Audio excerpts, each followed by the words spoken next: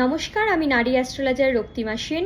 Astro Confirm with রক্তিমাতে আপনাদের সবাইকে স্বাগত জানাই। কালকে নাগপঞ্চমী, তাই সমস্ত রাশির জাতক জাতিকাদের জন্য একটি বিশেষ উপায় নিয়ে আমি চলে এসেছি।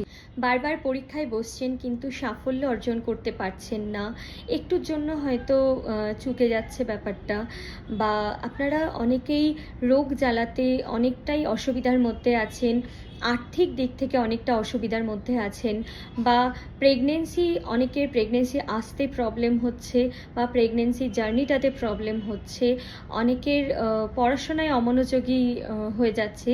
সেই সমস্ত ক্ষেত্রে এবং এছাড়াও যার যা অসুবিধা রয়েছে, আপনারা প্রত্যেকটা অসুবিধার কিন্তু একটি উপায়ে নিবারণ করতে পারেন খুব সহজেই। যেটা করতে হবে সেটা হলো সকালবেলা স্নানাদি করে শুদ্ধ বস্ত্র পরবেন।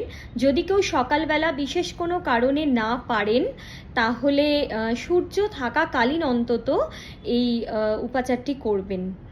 একটি তামার ঘটি নেবেন, তামার ঘটিতে গঙ্গার জল নেবেন এবং তামার ঘটিটি দু হাতে ভালো করে ধরে নম কুরু কুল্লায়ে স্বাহা, নম কুরু কুল্লায়ে স্বাহা এই মন্ত্রের 108 বার জপ করবেন।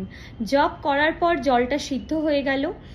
এই জলটা নিয়ে পরে প্রত্যেকটা পুরো ঘরের কোনায় কোনায় ছিটিয়ে দেবেন এবং যারা ফ্যামিলি মেম্বার রয়েছেন তাদের গায়ে মাথায় ছিটিয়ে দেবেন। মনে বিশ্বাস ও আস্থা নিয়ে এই ছোট্ট একটি রেমেডি করুন এবং ভিডিওটি ভালো লাগলে অবশ্যই লাইক, কমেন্ট আর শেয়ার করে অন্যকেও এই রেমেডিটা করতে সাহায্য করবেন। আলটিমেটলি কিন্তু আমরা যখন একে অপরকে সাহায্য করি, তখনই কিন্তু আমরা জীবনে সাফল্যকে এবং পজিটিভিটিকে অ্যাট্রাক্ট করতে পারি। তাই অবশ্যই ভিডিওটি শেয়ার করে দেবেন এবং সবাই খুব ভালো থাকবেন, সুস্থ থাকবেন। নমস্কার।